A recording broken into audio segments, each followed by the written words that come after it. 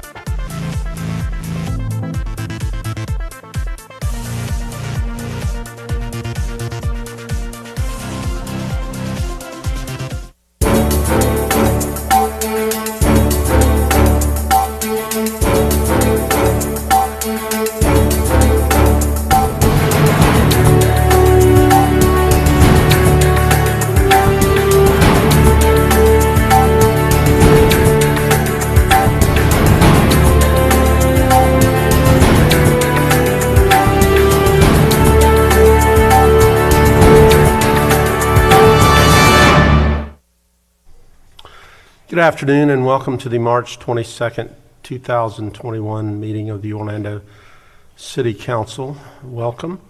Today we're going to begin the proceedings with the invocation offered by Commissioner Stewart and the pledge also led by Commissioner Stewart. So, Commissioner, if you please lead us. Will you bow your heads and pray with me, please?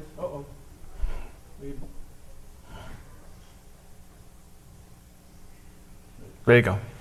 Will you bow your heads and pray with me, please? Lord God, we pause in this moment to be reminded of your renewal. In a moment of Easter and a moment of spring, that we're reminded of what you had done for us. But Lord, we're also called to this place to do your work.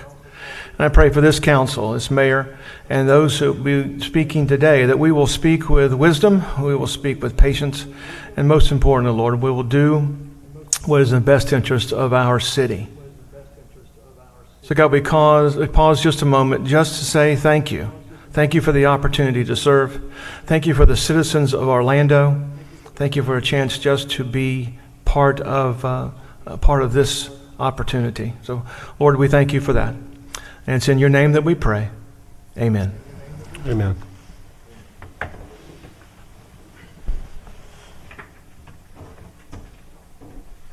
I pledge allegiance to the flag of the United States of America and to the republic for which it stands, one nation under God, indivisible, with liberty and justice for all.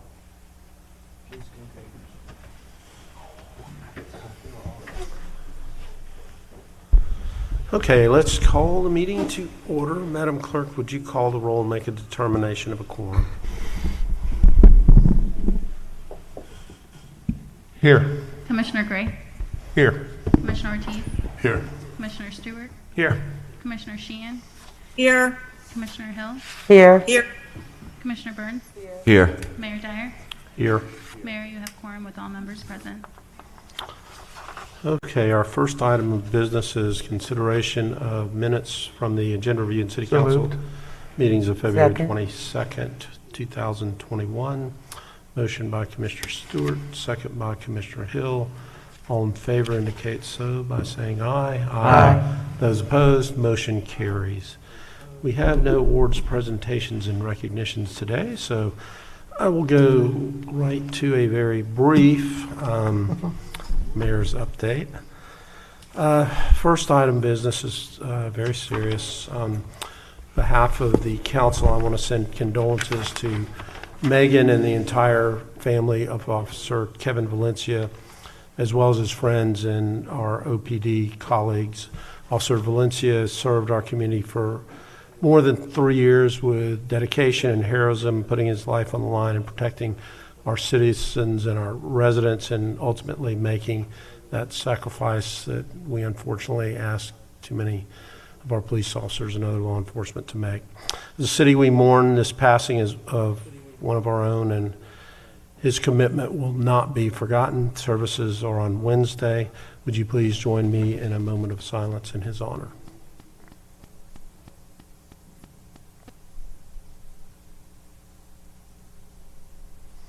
Thank you. Okay, for the last 12 months, it's hard to believe that we have passed now the anniversary that COVID had first visited the United States and certainly our community. And the last year has been, quite honestly, filled with challenges that we never imagined. We've been tested. We've focused on many of the changes that would be helpful to combating the coronavirus. We adapted to stop the spread and to protect others. We mourn those that we've lost to the virus, but we followed the lead of healthcare professionals and our first responders and so many other essential workers and not-for-profit groups who have continued to serve our neighbors, and especially those who need extra support during this time. And we now have the vaccine in our community, and the day when we can safely go about our business and gather for celebrations and holidays is coming, in a day when restaurants and shops can be not at 25% capacity, but filled to capacity with waiting lines outside. So we know that we need to, however, continue to practice our pandemic precautions. The vaccine will prevent the illness and death, so it is critically important that when you reach your category, your group, and have the opportunity, that you go ahead and get vaccinated. And I thank all of those that have taken the opportunity to do just that. I also want to thank everybody in our community for your response during the pandemic, and again, showing that one of our greatest strengths is our kindness and our compassion as a community. I have just a couple items of note on the agenda today. EDV 13 is a resolution reducing the business tax delinquency amount, and it's another way that we can support businesses during the pandemic. So generally, there's a delinquency penalty typically assessed for unpaid business tax invoices at $250. We're going to reduce that to zero this year and provide some relief to our businesses. In addition, there are 2 more businesses that are taking advantage of the funds we've made available through our CRA Small Business Rental Assistance Program that brings us over $900,000 in funding. We'll vote on the additional 2 today. And also, EDV 14 and EDV 16 are the Strive Job Program, which is a new performance level local job incentive program that we are instituting. It will use the national median wage to encourage not only high wage jobs, but also middle wage job creation. And we're using it for the first time today for the Sonesta International Hotels Corporation, making them the first recipient to receive the new incentive program. And they're opening a shared services center in downtown, which will have 80 new high-value jobs over a 2-year with an average wage of $68,000. And then the last item I'll mention is EDV 15, which is an agreement with a local not-for-profit Black Orlando Tech as they embark on a 12-month exercise for the creation of a strategic plan to help address racial injustice and economic inequalities that exist for our minority entrepreneurs. The city's partnering with Orange County to fund the project, and we have worked together to grow and nurture a strong tech and entrepreneur community. They will be working with Ford Cities. With that, we'll move on to the consent agenda. And the consent agenda is a number of items that are acted upon through a single vote of council. We give each of our council members an opportunity to comment on the consent agenda items and update you on important happenings in their districts. We rotate the order that we do that. Commissioner Stewart is first up, and I will mention from the consent agenda that we have deleted items B6 and C17 for further consideration at a future meeting. With that, Commissioner Stewart, you're recognized. Thank you, Mayor Dyer. Let me also extend condolences to Officer Kevin Valencia's family, Megan and his children. This is a very difficult time for everybody, including the OPD family. But to have somebody who is shot and eventually dies as a result of protecting our community is something we should never, ever forget. And I know that our OPD family has been by their side the entire time. I'm so grateful for that. So thank you very much. Thank you, Mayor, for your comments on the COVID 1-year anniversary. Appreciate your leadership personally with what's going on. I know that you've been at most, if not all of those press conferences supporting the city and supporting what we can do as a city. I know that a lot of those changes and challenges are not made by us in the city, which is a little bit frustrating. I know for you, I know it's frustrating for our staff. But we have stood by the county, and I appreciate the work that you've done. There's been a lot in terms of leadership to our community, so thank you very much for that, Mayor. This week, we celebrate the retirement of one of our great pastors in District 3, Pastor Andy McDonald. And he is the pastor at Whole Life Church. Used to be Florida Hospital Church over there on Orange Avenue. So thrilled about that. I get a chance to go over there on Friday and have a good socially distanced drive-through with him and his congregation. Let me have a couple of events coming up. Let me just share those with you. Ivanhoe's Village Sip into String event is a socially distanced event that will take place this Saturday, the 27th. We have more than 20 participating locations. It's a wine walk, so it's outdoors, socially distanced, and you'll see all the sights and sounds of Ivanhoe Village. So you can go to their social media for more details. Also happening this Saturday is the College Park Spark along Edgewater Drive from Parr to Sheraton. It goes from 5 to 9 o'clock. There'll be local musicians performing small sets along the drive, and there'll be free trolley stops along Edgewater Drive, and there'll be special wristbands so you can get a chance to participate in one or two of those. Let me say a special thanks to Lou Gardens. We did the spring sale. Some of y'all have not seen the report on it yet. It was really, really well done. I appreciate the work that Robert Bowden went through and our venues crew. We had the largest crowd we've ever had go through there, literally 16,000 people in 2 days. And when I was over there, I did not see one person without a mask. And I saw people socially distanced in their crowds, in their own pod, if you want to call it that. So it's hard to get 16,000 people through that place in 2 days without being some infraction. But I will tell you that they were very strict about masks. I thought that was a good thing. And I think that the community really responded well to that. So congratulations to them. In addition to that, there's another movie night coming up on April 2nd and the Jazz and Blues concert coming up on April 10th. All of them obviously are socially distanced and all of them are outside activities.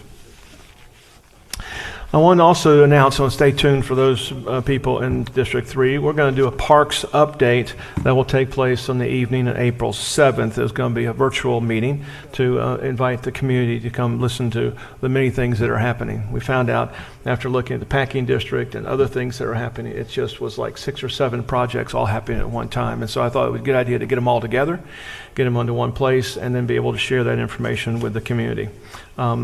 So that's going to take place in the evening of April 7th. There'll be a Zoom meeting in the community. If you look for more information from me, I'd appreciate it. Check out the social media and nextdoor.com for information.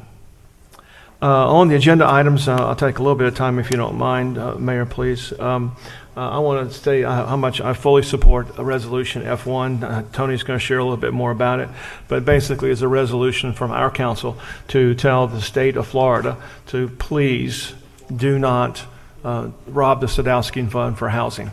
It's an important fund for us, an important fund, and have been playing with that or robbing that for a long time. There's a lot of movement now coming from other legislators to do the same thing, and I'm really excited about that. And Tony's role, both as a commissioner as well as president of Florida League of Cities, I think takes a lot with that. And so, Tony, I'm happy and proud to support you for that. On the other parts of the agenda, A2, we're raising the cap of the Front Yard Festival. I'm going to tell you how excited I am about seeing what happened. They told us what was going to happen and how we were going to do it. It really has been cool, and I appreciate the work that they've done over there. The only issue we've had has been weather, and so, but that will go away shortly, and then it will come back with the summer rains. But I appreciate the work that they're doing, and I appreciate listening to the music every time I get here about noontime. I can hear it in my office, so it's really kind of nice. On B16 and 17, the Orlando Tennis Center, we're doing the contract with HJ High for the tennis center, as well as adding lights in the parking area. Last meeting, I think we voted on lights for the actual tennis center itself. So excited about that going forward. J8 on the Urban Trail, it's a project that will go, I guess, District 4 and District 3. We'll start in District 4 and go in District 3. It's really neat to have that being organized and move forward. This is kind of I'm kind of excited about it, and of course, obviously, look forward to working with Commissioner Sheehan about it. But the one thing I want to share with y'all is that it's a $4.6 million project, which I kind of think is a pretty good investment. But of that $4.6 million, we've been able to secure grants and support from other organizations. So the city's only going to pay $800,000 for the entire thing. So really excited about that moving forward, and looking forward to breaking ground soon on that. We'll start on the south side, I think, and then move to the north side. And then the last thing is, I'm on A5, I think it is, on changes to policies and procedures. Let me share a special thanks to Mayanne Downs and some of the changes that we made in terms of public meetings and sunshine meetings. I appreciate the work that she has added to that. Mayor, I'm a little bit concerned about moving from 5 minutes to 3 minutes. I guess probably it's probably good to have a structure, but at the same time, I know that we have also been very lenient with people that were here, and that's, I think, a lot has to do with your temper and your temperament. So I as long as we're flexible, I don't mind kind of continuing to support this. But of course, it doesn't take effect for a couple of weeks. But the idea really is that we're one of those few places that allow 5 minutes, and we've done it for 15 years. I don't see a whole lot of change there. But if you've done in the past, Mayor, if they've got 3 minutes and they want to go a little farther, you've been good about allowing people. I think we've made sure that if somebody needs a little bit more time to wrap it up, but I serve on virtually all of the boards in Central Florida, it seems like, and we are the only one that is in excess of 3 minutes. Everybody else well, is 3 minutes I or mean, two. it's really how you treat people, and I think we've done a good job, and I think 5 minutes allows us to do that. But 3 minutes, we can do a good job as well. So I'm going to support that and the other issues related there. All right, great. That's all I have, Mayor. Thank you very much. Okay, thank you, Commissioner Stewart. Commissioner Sheehan, virtually. Thank you, Mayor Dyer. You guys hear me okay? We can. Okay, thanks everyone, and thanks for accommodating me. I have had my first shot. I waited my turn, and I will be back as soon as I am fully vaccinated and everything like that. Look forward to seeing you all face to face. I did come in once to fill in Mayor Dyer when you were in quarantine, but we've all done our part, and I want to thank everybody because I have underlying health issues and I have taken this pandemic very, very seriously. And I'm so happy to see the vaccines rolling out, and maybe we're going to get close to ending this. I don't think any of us thought that this was going to last for a year. They kept kind of moving the goalpost. I think we would have gone crazy had we known we were going to be pretty much locked up for a year. But I really appreciate all the city employees who've been working virtually, all the city employees who have been working very hard, still in the field, to OPD and the fire department, many of whom contracted COVID during their duties. Folks have done a really good job during this crisis, and I want to thank everyone from the city for doing that. And I really want to thank you, Mayor Dyer, and Mayor Demings for your leadership. I think that the reason why the numbers haven't been worse in terms of death in Florida is because local government and our local leaders, our mayors, went ahead and they made the difficult decisions to shut down and have led, and I think the state government has followed us. And I think that's the reason why the numbers have been better than they could be. And I want to thank you, Mayor Dyer, for your leadership on this, because I don't think that you've been given enough credit. Mayor Demings has been given enough credit, or the local officials throughout the state who've really led on making sure people understand, encouraging social distance masking, and making the very, very difficult decisions when it came to the shutdown. So thank you for that. I also want to add my heartbreaking condolences to the family of Officer Kevin Valencia. He was shot while trying to save 4 children during a domestic violence dispute. The suspect killed himself, the children, and now Officer Valencia. Police put their lives on the line every day for our community. Rest in peace. Well done, good and faithful servant. And you gave your all, Officer Valencia, and your family. I'm so sorry for your loss. When it is your turn to get your COVID-19 shot, please, please, please get out there and do that. I've gotten feedback from many residents throughout District 4 in the city that it's been a pretty, not painless, but it's been a seamless experience getting in there, getting your shot, and getting out there. And I want to thank everyone who's made that possible, from members of the fire department who've been going out and administering shots, to the folks at the federal government, to the state sites. Everybody's been doing a good job to try to get everybody vaccinated, and it will work the best the more people get vaccinated, so please do so when it is your turn. I'm delighted on the agenda today also to see item A4, emergency paid leave extensions for any city employees who do contract COVID. We still have several hundred cases a day, unfortunately, of new COVID happening in Orange County. So we need to we need to remain vigilant until we get folks to get these vaccinations. And I'm glad that we as an employer are continuing to keep our employees safe. I just want to make a comment on the holiday decorations. Yes, this is a large expenditure, $1.6 million, but we have to purchase them for the entire city. We had been renting them. I think it's better to make the purchase than continue the rental agreement, which costs a good bit of money as well. And once we own them, that will not be such a great expenditure year after year. But I think the one thing that really helped people, especially during this difficult time, we put holiday decorations in Lake Eola Park. It gave some people something to do. It gave them something to look forward to. And I think that Christmas decorations do create a sense of place. Any other tourist destination that you go to in Europe, all over the place, if we want to be a world-class city, we have to do things in a world-class way. And I think that, the holidays, putting up decorations, I think that anything that we do to help create a sense of place in Orlando is a good thing. And when I traveled to Europe, I will never forget that every city in Europe that I went to, each one had a beautiful Christmas decorations or holiday decorations. It made the experience very memorable. And you know what? We can have nice things in Orlando, and I think we should. And I think we should invest in them. I'm very happy to see item 13, eliminating delinquency fees for the business tax receipts. I know a lot of businesses are struggling right now, and that's a great thing. And I'm delighted to see item C14, Sonesta Shared Services Center. That's going to be the Landmark building over near Lake Eola. That's going to be creating 80 positions under the STRIVE program, strategic targeted recruitment incentive for for valid employment. I love these acronyms, but that's actually a city program. Good job to everybody in economic development that's been working on that. And on item F1, I also want to applaud Commissioner Ortiz and the work of the National League of Cities. $2 billion has been raided from the Sadowski Affordable Housing Act by the Florida legislature. That money is paid by the realtors for the dock stamps, and that's supposed to go to support affordable housing. And it should be used for affordable housing. So I'm glad to see a House Bill resolution supporting, this is a resolution supporting Senate Bill 510, House Bill 13.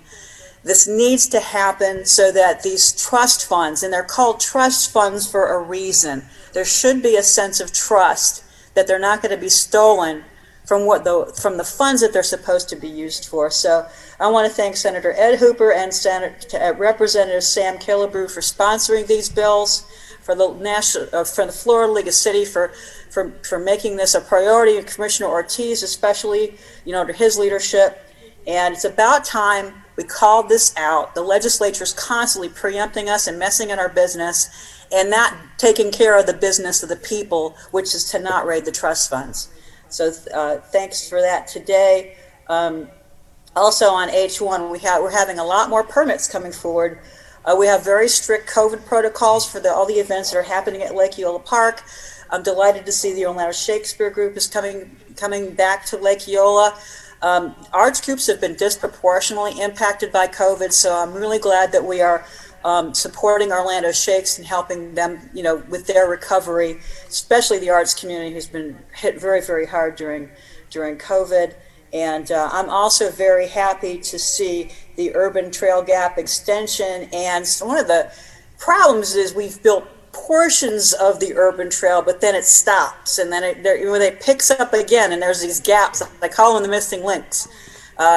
It's like you're a little Neanderthal riding a bicycle and you hit the missing link. So I'm really hoping that with this program, we'll finally be able to go from hospital to hospital, from Orlando Health to Advent Health, all the way to Mead Gardens, all throughout the city of Orlando. That's really exciting to have a trail network that people can really use, and I'm delighted to see that. So good work, everyone. And that's all I had. Mayor Dyer, thank you very much. Thank you, Commissioner Sheehan. Move to Commissioner Hill.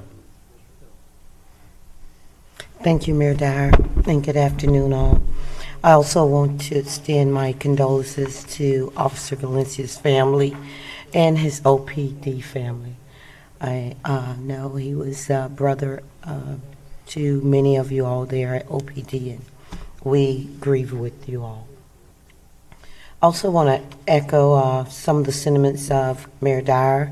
Thank you, sir, for your support in these two initiatives. I know they were led by our staff and also your leadership.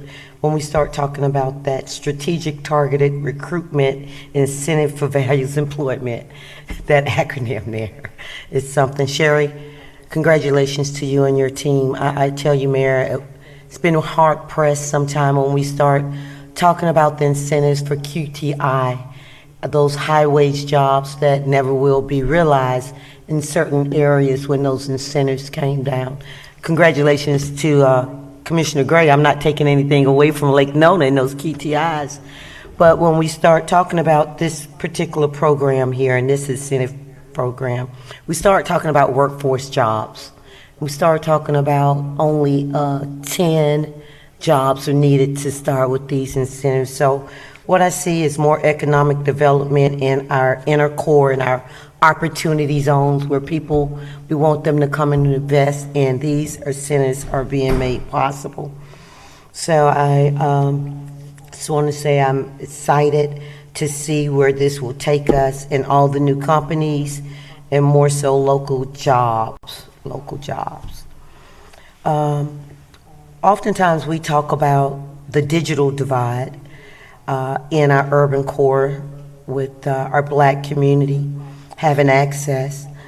But this is focused on our urban core and our Black community when it comes to the tech divide, which exists when we start talking about technology and the careers and startups. I'm just so excited about this partnership with Orange County as we support Black Orlando Tech.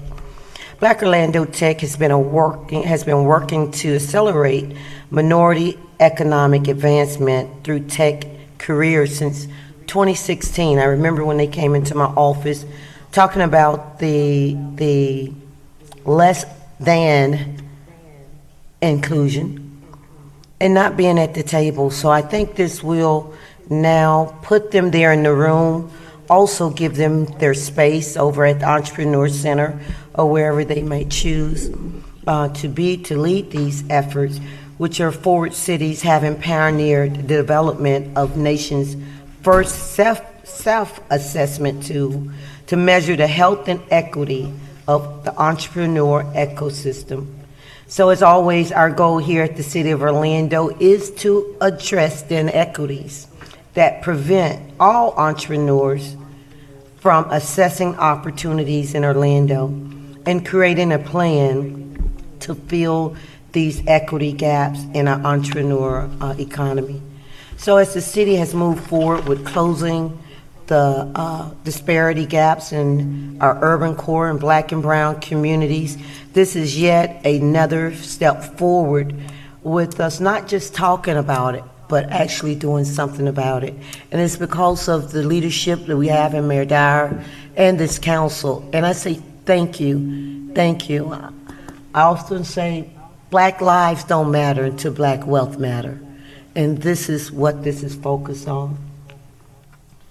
And here we sit a year later after the shutdown of COVID. And I'm glad to say another gap is closing. And that was access of the COVID-19 vaccine. When it first rolled out, it did not find its way to Black and brown communities. But I must say, through the leadership of Mayor Dyer and Mayor Dimmons and the advocates here in these communities, that there's more than enough now, Mayor. Every day there's sites open up, mobile. I know Commissioner Burns, underneath his hat of CEO Burns of the healthcare clinic, are going mobile inside the homes of those that are shed in. I've been working with the Florida Department of Emergency Management, where there are vaccine sites now. Tomorrow we'll be over in Paramore again. We have been over at the Shiloh Baptist Church where 500 vaccines were given. Today I just left another site with them where 250 vaccines were given on the west side of Orlando. I am now working with them where 3 more sites this week will be identified on the west side of Orlando. And of course, the FEMA site, which thousands and thousands have been dispensed in shots and arms there in District 5, west side of Orlando at the Valencia Community College.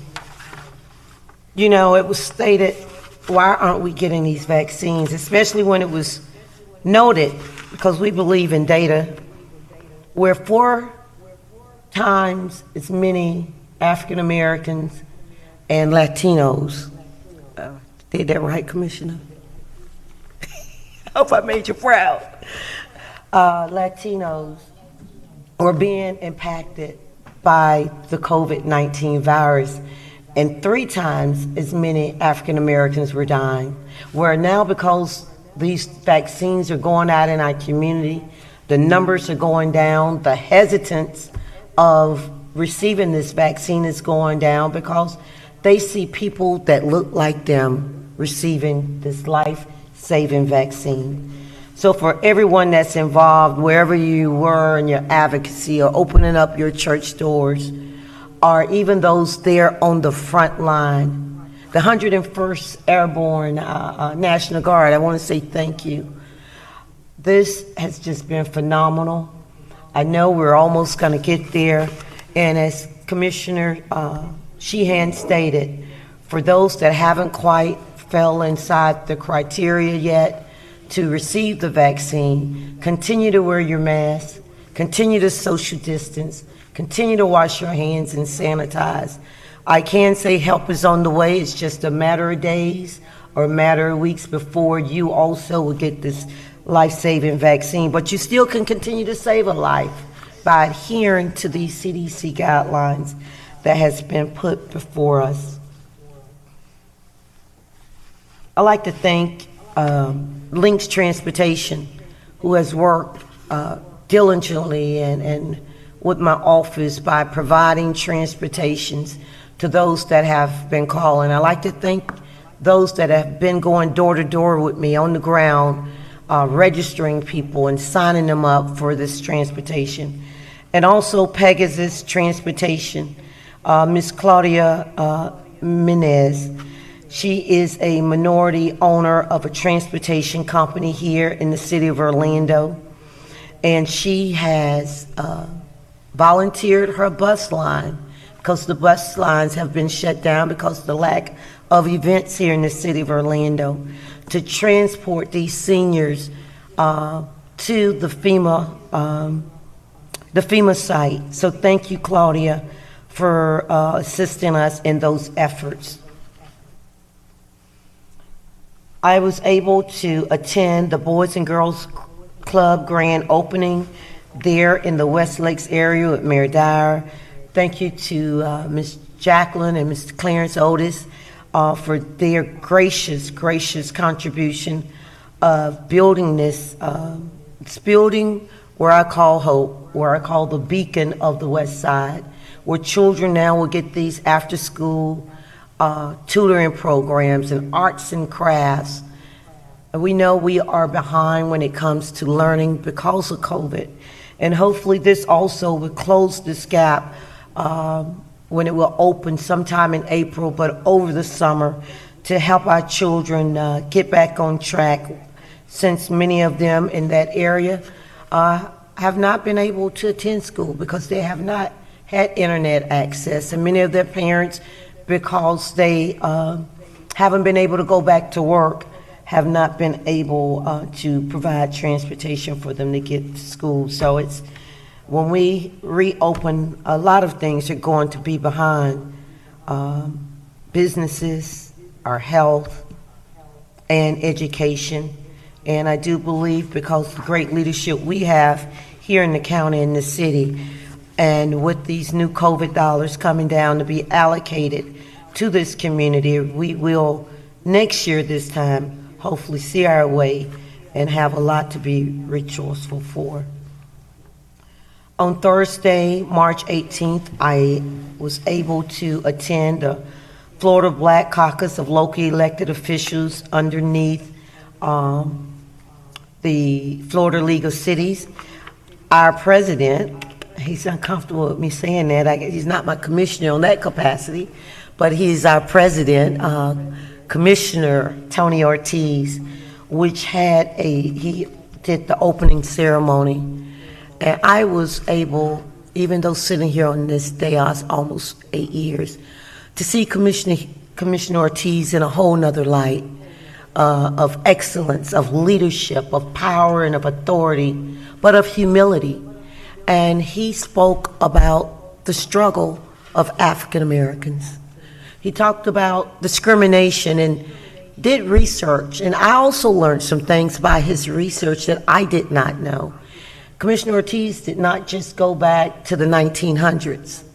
He went back from the mass exodus, unwanted, of the African slave and how we got here and all the disparities and discriminatory, excuse me, I'm kind of nervous, practices that have held the African Americans and Americans of my hue behind even to now, and how he now realized and how he's going to help close that gap under his leadership and continue as the Florida League of City President.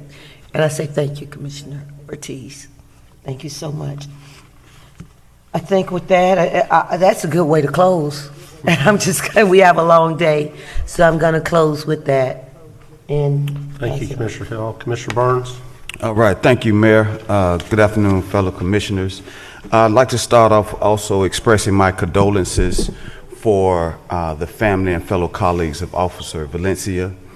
I also want to take this moment to congratulate Ms. Juanita Vinson of Carver Shores. On March 1st, she was named the Neighborhood Block Captain of the Year for District 6. Ms. Vinson is a lifelong resident of Orlando and has lived in Carver Shores for over 40 years. I'm proud of her leadership and the love she has for her community. I want to thank her for the work that she does with the Homeowners Association and the Neighborhood Watch in Carver Shores. So just want to encourage Ms. Vincent to keep up the fantastic work. Also, Mayor, I'd just like to acknowledge Carl Anderson and his team with the Neighborhood Watch program.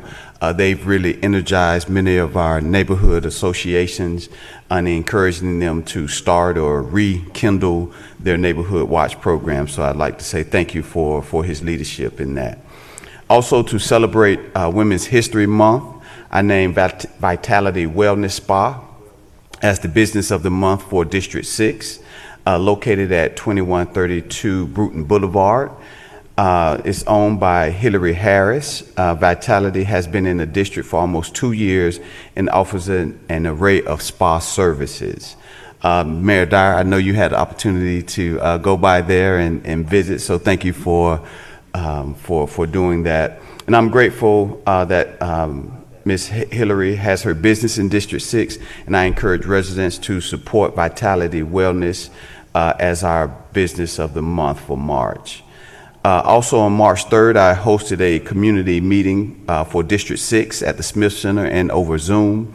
As usual, we had a robust turnout of residents who voiced their concerns, presented ideas, and asked questions about varied projects. I want to take this opportunity to thank Code Enforcement, OPD Transportation, Streets and Stormwater, as well as Parks and Recreations for participating and engaging our residents. Mayor, I'm always impressed by our city staff and their commitment to improvement and service to our residents. And this is a meeting that took place after hours, but all who I mentioned had a representative that stayed for the entire time. I think we may have ended about 8:30 or 9 o'clock. So thank you again for the committed city staff. This past Saturday, my office hosted our inaugural Jazz in the Park at Bill Frederick Park at Turkey Lake, in District 6. And it was a time we took a mental health break to really just enjoy some great local talent, some good food from local vendors in District 6. We had a pod set up similar to the Front Yard Festival. And so we were socially distanced, masks were required outside of the pods. We had signs posted to remind guests to abide by the guidelines. So thank you to the staff of the Smith Center, Hankins Park, Bill Frederick Park for their assistance in helping us to pull off such a great event. Also, we wanted to take the time to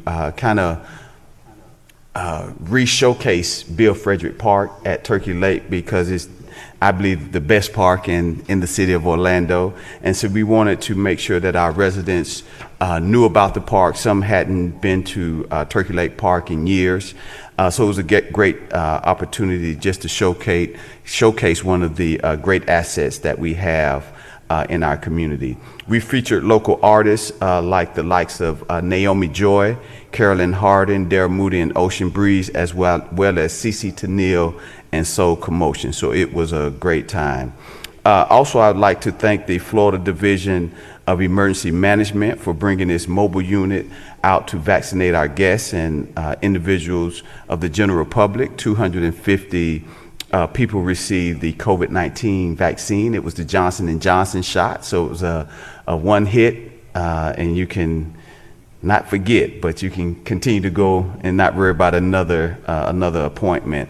So just want to say thank you to the state for that. But also, Mayor, thank you for your leadership and the rest of my commissioners, Commissioner Hill for her advocacy for equitable distribution of the vaccine because it will continue to take our entire community to end this COVID-19 pandemic. Also, I'd like to congratulate Madeline Francois for being named Neighborhood Champion of the Year. So thank you, Mayor, for that recognition and for her contributions to St. Andrews neighborhood in Metro West. Ms. Francois has always been a tireless community advocate, and I'm proud that she is a resident of District 6. So again, congratulations, Ms. Francois, for your great work. Also, fellow commissioners, we know that we're able to do what we can do because of the great staff that we have. And I'd like to acknowledge my staff, my executive aide, Jason Henry, but also our newest member of our team, Ms. Carolyn Austin. And during this pandemic, Carolyn Austin actually assisted over 800 seniors to access a COVID-19 vaccines through a Walmart offline system that we had put in place. And so we now affectionately refer to her as the Queen of Vaccines. So we want to just thank Carolyn for all that she's done and just grabbing the hands of many of our seniors and walking them through the process, but actually making the appointments for them and following up to see if they needed any transportation assistance. So for the council agenda today, I wanted to just acknowledge A2, the amendment agreement to United Arts of Central Florida to increase the grants for nonprofits to access and put on performances at the Front Yard Festival, going from 10,000 to 15,000. I think this will assist a lot of our small nonprofits to gain access to this great venue and allow them to showcase all of their programs. Also, A4, the emergency paid leave through September 21, giving employees up to 80 hours of PTO if they are required to quarantine or fall ill due to COVID-19. So I'd like to just say I'm very supportive and glad that we have taken those steps. Also, C15 Black Orlando Tech support this agreement, and Black Orlando Tech works to accelerate minority economic advancement through tech careers. So they do great work, and I'm glad that we're able to support them at this level. Also on D2, supportive of the MOU for the Promised Neighborhood Grant. D3, the agreement between the Orlando Ballet and for a senior dance program at El Claudia Allen, as well as at the Beardall Senior Centers. I know our seniors at El Claudia Allen are waiting to get back into the center, and I'm sure they would enjoy some dancing programs. Also, D4, the agreement with the Orlando Repertory Theater for youth programs at various neighborhood centers. And last but not least, I'd just like to, for F1, the resolution to support the full appropriations of state and local housing trust funds for the state budget of 2021, according to the Sadowski Act of 1992. And I'd just like to also say thank you to Commissioner Ortiz for your work in bringing this resolution here for our consideration today. And that completes my remarks, Mayor. Thank you. Thank you, Commissioner. We'll move to Commissioner Gray. Thank you, Mayor. A few comments about things in the area, and then I'll get to the agenda. First of all, certainly condolences to Officer Valencia's family and the OPD family. So, Chief, if you'd take that back, we would be grateful. Thank you. In the neighborhood, District 1, a couple of kind of key events in the last couple of weeks I wanted to mention. On 2/25, Tavistock Development Company sponsored a community meeting to share some of the events going on. We had over 300 participants virtually with a waiting list. So clearly a lot of moving parts out there, but I appreciate them taking the time to kind of educate neighbors on activities in the community. On the weekend of the 28th, as I said before, Lake Nona sponsored a ladies professional golf tournament. Unfortunately, with COVID, we couldn't have guests there, but very well received. It didn't hurt that the weather was perfect, and I suspect folks around the country saw that, and so that's good advertising for Central Florida. But hopefully next year they'll be back, and we can all go out and enjoy. Congrats to our Neighborhood Watch winner, Linda Theory. Linda not only does a lot in District 1 to help with the Neighborhood Watch, but she organizes some events and also took an initiative with some neighborhood ladies to sew masks when COVID started so that everybody had masks at the time. So well deserved for Linda, and also Laureate Park, which was the Neighborhood Watch Group of the Year. That neighborhood is so large, we have 20 plus or minus block captains. So the notion of constantly recruiting and training and keeping everybody in step is quite a job. So congrats to those folks. On March 1st, UCF and HCA opened the UCF Teaching Hospital, which is quite an event and quite an addition to the Lake Nona area. So I'd encourage you to go out there and see that when time permits. On the 16th, I was fortunate enough to meet Cassandra Matee, who is the new executive director of Visit Orlando. And I was impressed with her, and I think she'll do quite a great job for Visit Orlando. So Cassandra, welcome to the neighborhood. And was mentioned earlier, I wanted to give everybody an early good wishes for the upcoming Easter weekend. We have, starting off with Palm Sunday, I guess, this coming Sunday, and then Easter the following week. So hope everybody has a good time with Easter. On the agenda, look, there's a lot of great things on this agenda. It is packed with issues, and you folks have mentioned some, and I'm not going to give Tony any credit for anything. His head's getting big enough now, we can barely get him in this little slot, so I'm not going to mention that. But look, the one I mentioned before, a lot of good things, but I really do not like B13, and here's why. I'm all about holiday decorations. I think it's great. Commissioner Sheehan made some good points. It's a feel-good story when you go. But folks, sometimes I worry that we're not taking the economic implications and aftermath of COVID seriously enough. And I think we should pause. We're not going to go broke spending $1.7 million on holiday decorations. I get it. But just by definition, the federal government didn't do a $2 trillion stimulus package because everything is hunky-dory. Whether that's the right amount or not, we can argue, doesn't matter. But clearly we've got some headwinds. And what bothers me or concerns me the most is a couple of things. We still have a ton of people unemployed in the city. And if they're not unemployed, they're underemployed. And we've got a lot of small businesses that went broke and don't have the financial horsepower to start again. And so they're going to have to try to find jobs and to assimilate in. And so the biggest issue is kind of the business I'm in, which is I office downtown. I'm in the real estate business. One of the largest sources of tax revenue we have is this 10-block area called Orange Avenue. And right now, those office buildings are about 25% occupied. Who knows, after we get folks vaccinated, does everybody come back to work? Do some come back? Do the rest work from home? But look, when you have empty office buildings, that hurts the value of those assets. And when you hurt the value of the assets, you're hurting the tax revenue that they generate. And right now in the city, we've got somewhere between 1.2 million and 1.5 million square feet of sublease office space. That's about 5% of the market. Again, we can absorb that, we can deal with that, but when you have that much sublease space, it puts pressure on the other office space. And so all I'm trying to say is, folks, I hope that as city leaders, we have to understand that we have limited financial resources and we have to be very careful how we spend those, because I certainly don't know, and I challenge anybody who thinks they do know, what the longer term implications of coming out of COVID mean, because we may have some real challenges. Affordable housing was a problem when we had full employment pre-COVID.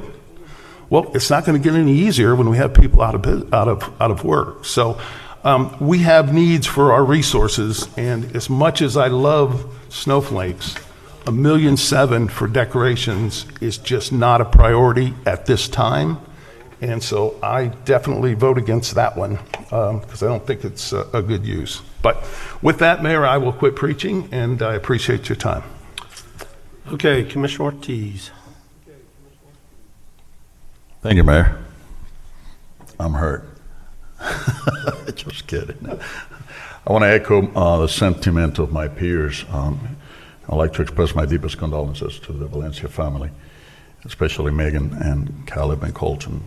Officer Valencia's passing is devastating loss to the city of Orlando, and I pray that his family, friends, and colleagues find strength and peace during this difficult time. So, Chief, if you can convey, please, my condolences to the family. Thank you.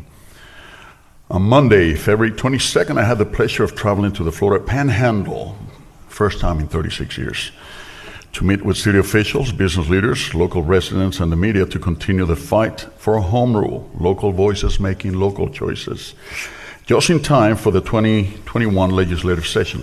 I want to thank Florida League of City staff, Lynn Tipton, director of the Florida League of Cities University, and Scott Dudley, Director of Field Advocacy, for being my tour guides as well as making sure the trip went smoothly. We started out our journey in Pensacola, made stops in Fort Walton Beach, Panama City, Apalachicola, and ended in Tallahassee. I'm also grateful for the warm welcome and hospitality each mayor of these great towns and cities granted us during our visit. Mayor Grover Robinson IV, Mayor Dick Reinerson, Mayor Greg Brutnicki, Mayor Kevin Vegas, and Mayor John Daly are exemplary officials. It's encouraging and inspiring to be a part of such a huge network of local leaders who advocate for the residents' best interests and are moving with great momentum towards building stronger cities. On March 2nd, our Government Academy commenced. We have 32 awesome students who come to class every Tuesday, eager to learn more about the ways of government and how they can stay informed in order to improve their daily lives and the lives of those around them. So far, we have touched on the topics of federal, state, and judicial system of government. I want to thank once again Ms. Lynn Tipton and Judge Gisela Laurent of the 9th Judicial Circuit for their endless support of this course and coming back every year to teach. On Wednesday, March the 3rd, FEMA and the City of Orlando partnered together to operate a COVID-19 vaccination site at the Englewood Neighborhood Center.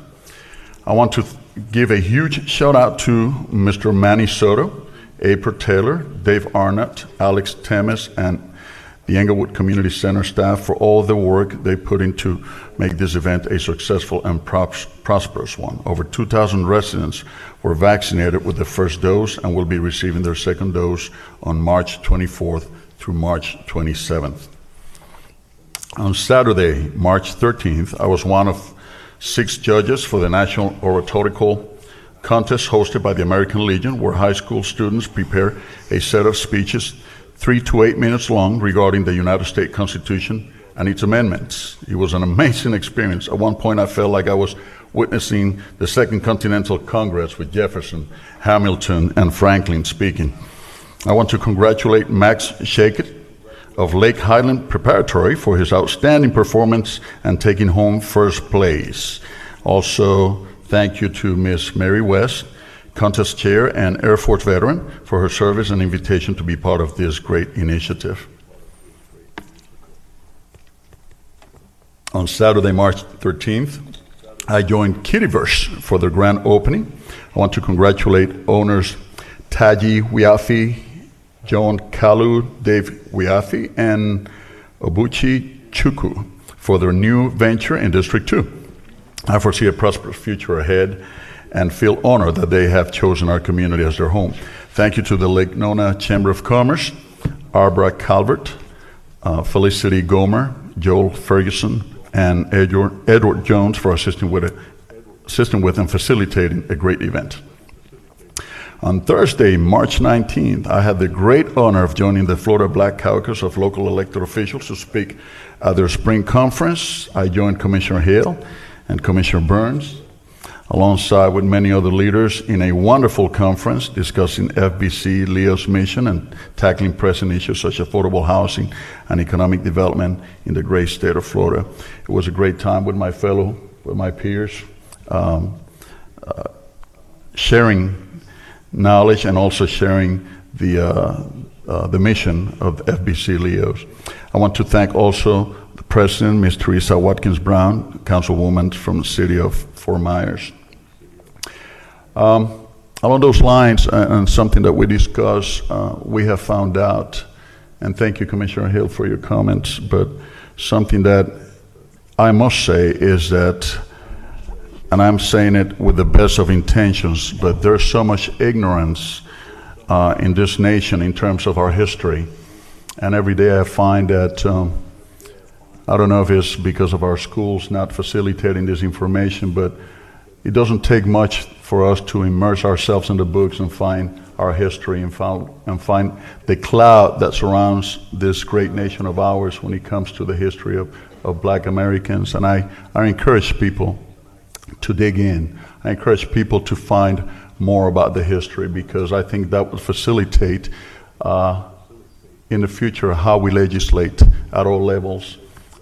Alongside with that, there's also the other cultures, the Latino, the Asian Americans, and I think that we have to go back in history and do some digging, because we should not, as in many instances I've heard, we should not lose history in terms of the knowledge and the teachings we can get from our history, so we don't make the same mistakes in the future. So, I want to acknowledge and give a big thanks to the Orlando Sentinel for addressing, actually the editorial team and reporters, for addressing new legislations that have been proposed during this year's legislative session and keeping our residents thoroughly informed. And on K3, in the agenda, item K3, Valencia College Fund, the donation to the Valencia College Fund. About 5 years ago, we started this initiative aimed to enhance the recruitment and create a pool of local candidates for public service through a program called the Central Florida Public Service College and Career Readiness Program. This program would facilitate the onset of academic college education in the fields of law and order, firefighting, correctional, and other practices, safety practices to high school students through pathways and dual enrollment. In addition, this program will also enhance administrative and economic efficiency to local municipalities and counties. I want to go back and thank those who were involved in this particular program, because it's been very effective. And today, with the new, with the joining of the Jones High School and Lake Nona, I think it's going to even augment and enhance our program. I think the motivation that have been brought forward by the Orlando Police Department, the chiefs, Chief Orlando Rolón and deputy chiefs, and I believe it's the Realtors Association. Am I correct about that? I'm really looking forward to the future in public service, especially to those in our region. Today, this donation will cover for students coming out of the city of Orlando, but I welcome other cities in the region. This is a program that covers Osceola County and Orange County, the school boards and all the, as I said before, all the police departments, correctional departments, and firefighter departments for the two counties. And I welcome, if they want to donate to this fund, it would be awesome. And just want to clarify that donations made by different cities, those monies will be used for their particular students in their own cities. So I think it's a great program. It's going to be helping deserving young women and men, and eventually it's going to become, after we reach a certain amount, it's going to become an endowment. So I look forward to see other cities participating and private entities. Item F1, resolutions on resolution the Sadowski Fund. My peers have been talking about this, and it's something that I want to read this particular instance from the council agenda item. The Sadowski Act passed in 1992, increasing the dog stamps tax paid on all real estate transactions and placing these monies in a dedicated state and local housing fund. Trust fund. 70% of money go to local government housing trust fund for the State Housing Initiative Partnership Program, also known as SHIP, which funds housing programs in all 67 counties and larger cities. 30% of monies go to the State Housing Trust Fund for Florida Housing Finance Corporation programs such as the State Apartment Incentive Loan Program, SAIL.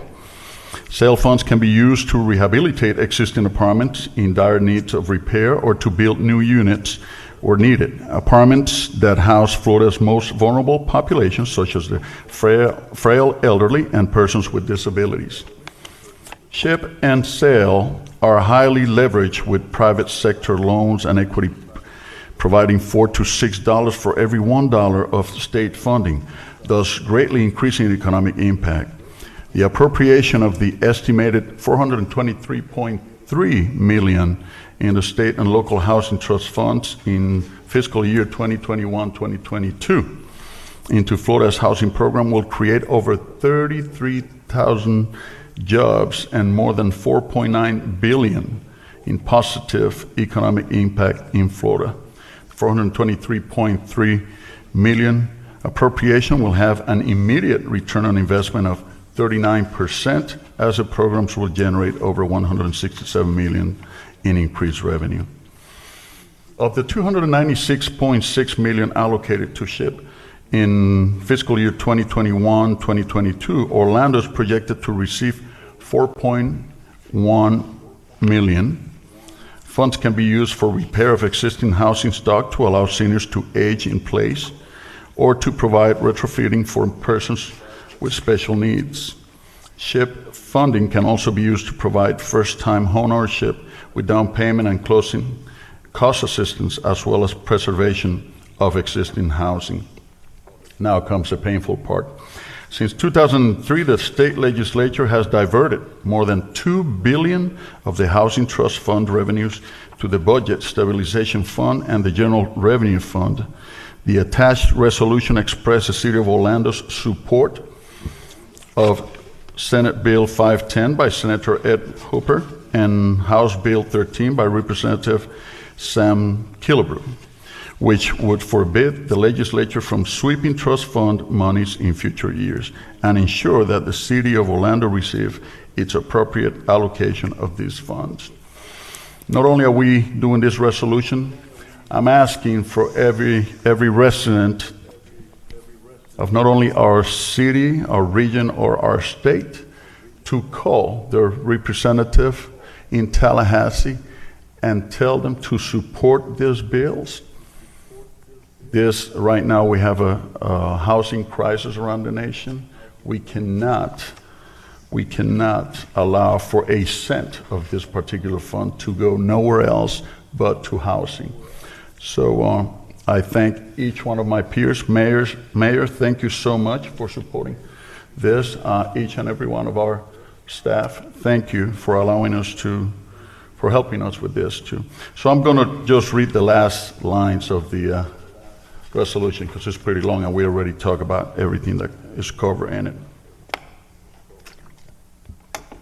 Whereas current projections predict that the state documentary stamp tax will generate approximately $425 million for the state and local housing trust funds in fiscal year 2021-2022, of which $297 million would be allocated to the State Housing Initiatives Partnership Program, SHIP. And whereas Florida's affordable housing needs far exceed available funds. Now, therefore, be it resolved by the City Council of the City of Orlando, Florida, as follows. Section 1, that we strongly urge the Florida Legislature to fully appropriate revenues from the state documentary stamp tax to the State Housing Trust Fund and the Local Government Housing Trust Fund for the fiscal year 2021-2022 state budget. That we strongly urge the Governor to support the full appropriation of the State Housing Trust Fund and the Local Government Housing Trust Fund for the fiscal year 2021-2022 state budget.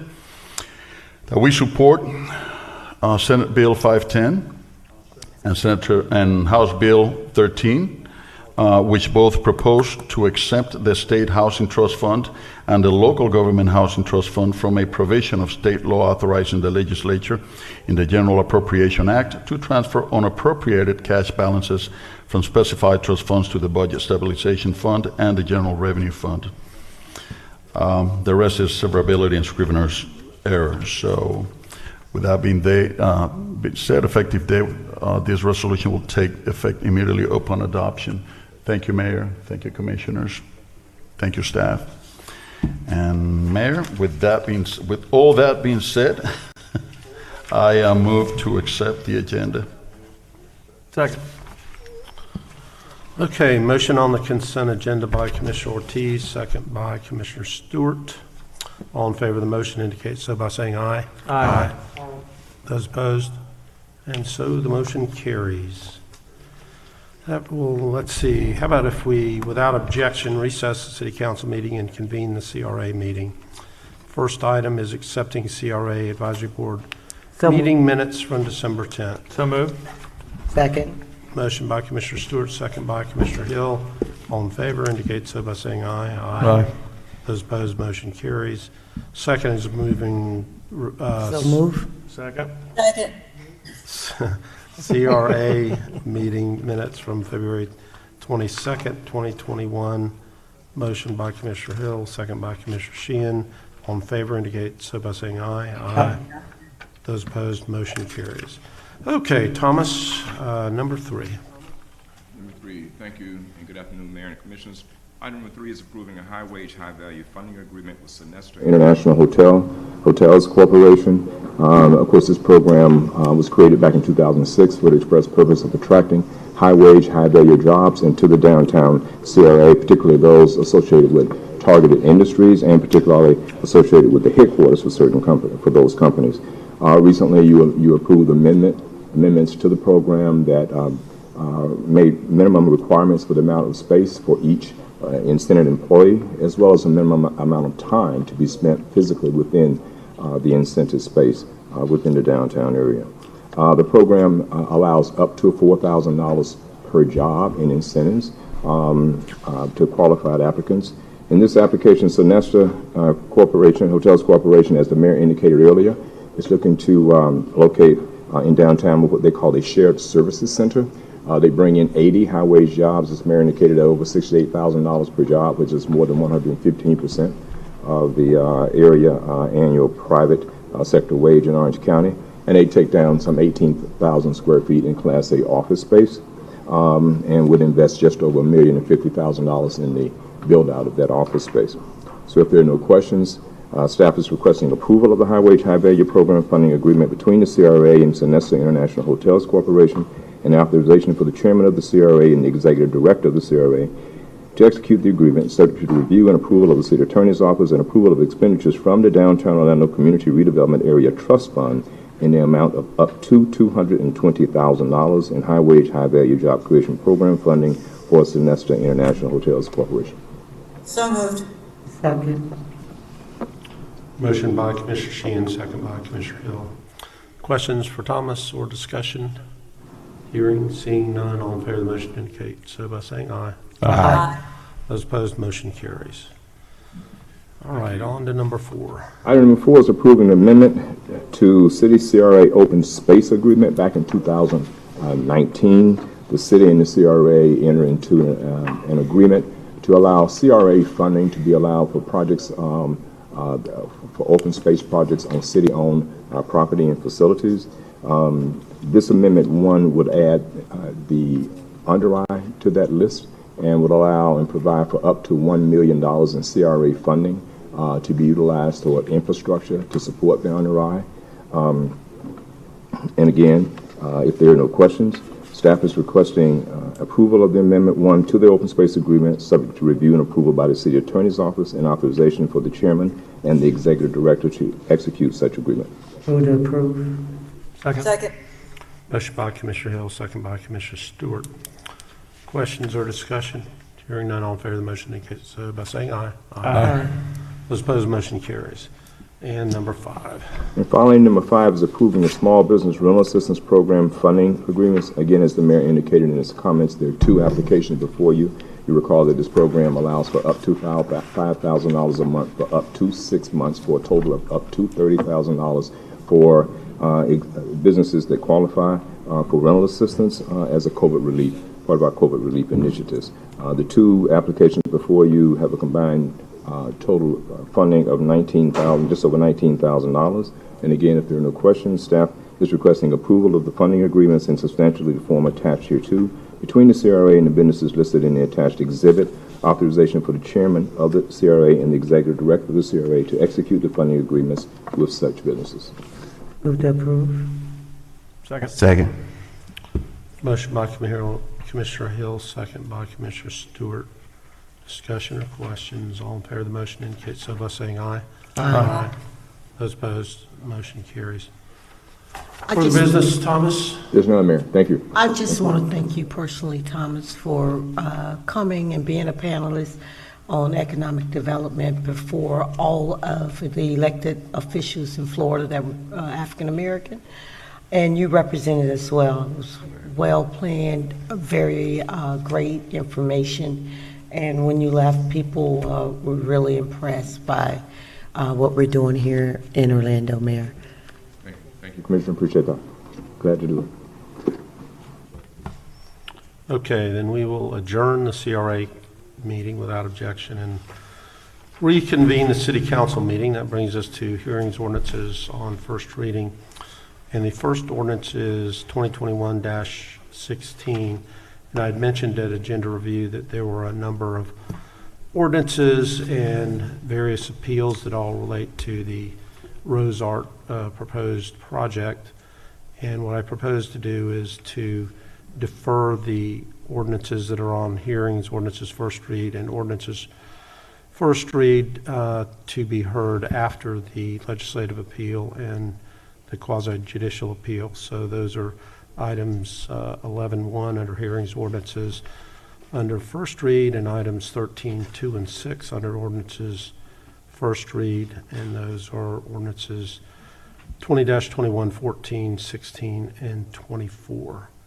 And when we get to the legislative appeal, I mentioned during agenda review that we'll hear from staff. We'll give appellants, all of the appellants, 10 minutes each, 5 minutes to anybody for public comment, and then give the applicant an opportunity to respond. Quasi-judicial will do staff, petitioner or attorney get 5 minutes, and then applicant or attorney will get 5 minutes.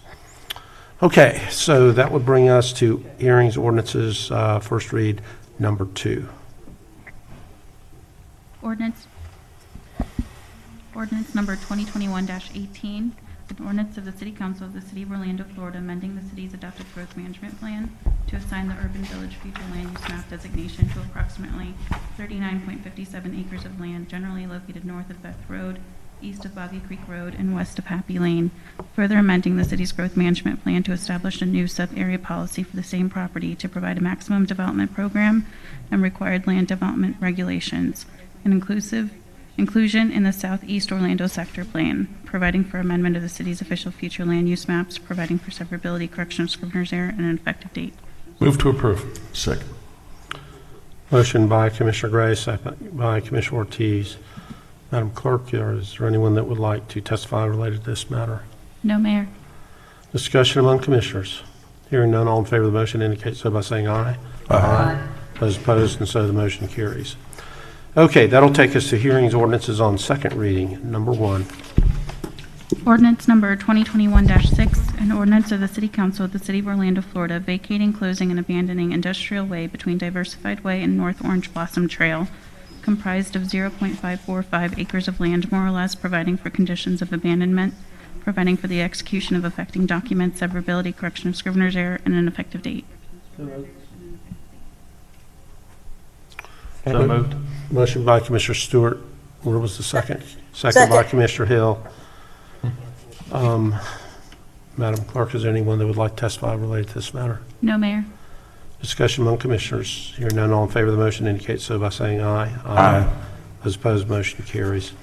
Okay, number 12, number 2.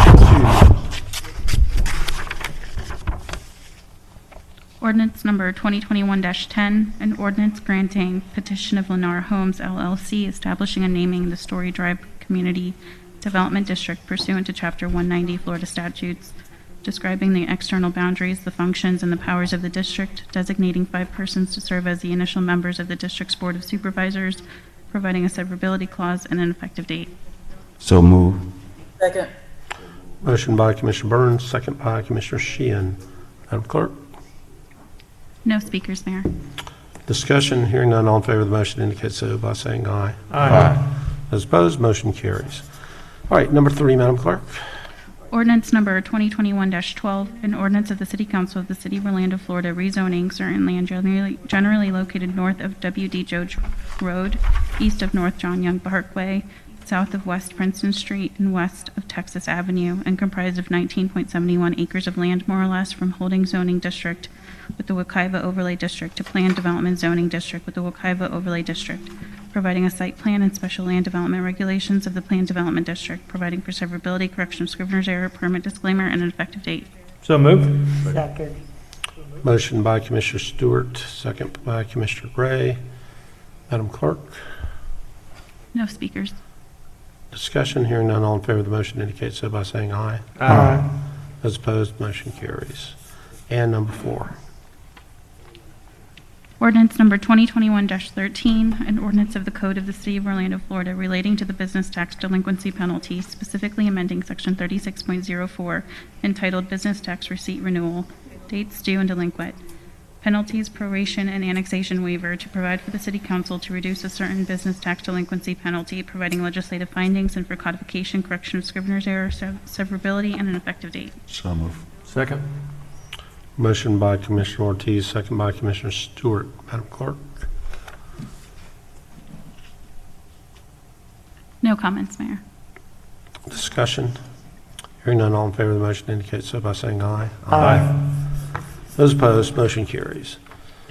Let's move to ordinances on first reading, number 1.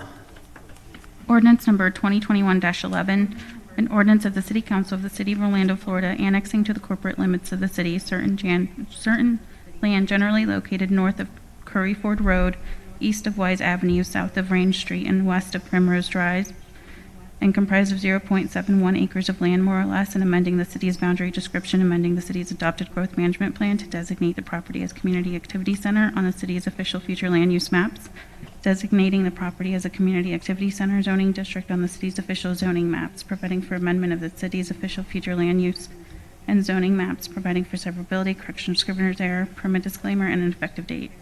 So moved. Second. Motion by Commissioner Sheehan, second by Commissioner Stewart. Madam Clerk. No speakers, Mayor. Discussion. Hearing none, all in favor of the motion indicate so by saying aye. Aye. Those opposed, motion carries. All right, as I mentioned, we will skip number 2 and move on to number 3. Ordinance number 2021-17, an ordinance of the City Council of the City of Orlando, Florida, annexing to the corporate limits of the city certain land generally located north of Beth Road, east of Boggy Creek Road, and west of Happy Lane, and comprised of 39.57 acres of land, more or less, providing for severability, correction of scrivener's error, and an effective date. Move to approve. Motion by Commissioner Gray, second by Commissioner Ortiz. Madam Clerk. No comments, Mayor. Discussion. Hearing none, all in favor of the motion indicate so by saying aye. Aye. Those opposed, motion carries. Number 4. Ordinance number 2021-19, an ordinance of the City Council of the City of Orlando, Florida, designating certain land generally located north of Beth Road, east of Boggy Creek Road, and west of Happy Lane, and comprised of 39.57 acres of land as planned development with the Aircraft Noise Overlay District, providing a development plan and special land development regulations of the planned development district, providing for severability, correction of scrivener's error, permit disclaimer, and an effective date. Move to approve. Motion by Commissioner Gray, second by Commissioner Ortiz. Madam Clerk. No comments, Mayor. Discussion. Hearing none, all in favor of the motion indicate so by saying aye. Aye. Those opposed, motion carries. Number 5. Ordinance number 2021-20, an ordinance of the City Council of the City of Orlando, Florida, annexing to the corporate limits of the city certain land generally located south of Curry Ford Road between South Bumby Avenue and Peel Avenue, and comprised of 3.78 acres of land, more or less, and amending the city's boundary description, amending the city's growth management plan to designate the property as Community Activity Center on the city's official future land use maps, amending the city's growth management plan to amend the policy line and future land use policy S.2 1.1, and to add future land use sub-area policy S.2 1.2, designating the property as a planned development zoning district on the city's official zoning maps, providing for special land development regulations, providing for amendment of the city's official future land use and zoning maps, providing for severability, correction of scrivener's error, permit disclaimer, and an effective date. So moved. Second. Motion by Commissioner Sheehan, second by Commissioner Hill. Madam Clerk. No comments, Mayor. Discussion. Hearing none, all in favor of the motion indicate so by saying aye. Aye. Those opposed, motion carries. Okay, number 6 is the third one that we will skip for now, and we'll move on to number 7. Ordinance number 2021-26, an ordinance of the City Council of the City of Orlando, Florida relating to the street pole banners, amending section 64.321 of the Land Development Code to delete the Main Street District area maps and refer to the districts as approved by City Council, providing legislative findings and for severability, codification, correction of scrivener's error, and an effective date. So moved. Second. Motion by Commissioner Stewart, second by Commissioner Sheehan. Madam Clerk. No comments. Discussion, hearing none, all in favor of the motion indicate so by saying aye. Aye. Those opposed, motion carries. Number 8. Ordinance number 2021-28, an ordinance of the City Council of the City of Orlando, Florida, amending Chapter 2 of the Code of the City of Orlando entitled Administration to change certain provisions in Section 2.44 and 2.59 regarding public meetings and providing for severability, codification, correction of scrivener's error, and an effective date. Motion by Commissioner Ortiz, second by Commissioner Burns. Madam Clerk. No comments. Discussion, hearing none, all in favor of the motion indicate so by saying aye. Aye. Those opposed, and so the motion carries. Okay, that brings us to the Rose Art items, which are a legislative appeal, the 3 ordinances that we postponed in a quasi-judicial hearing. It is 3:25, and I propose that we take a 5-minute comfort break, and then we will get into the Rose Art agenda.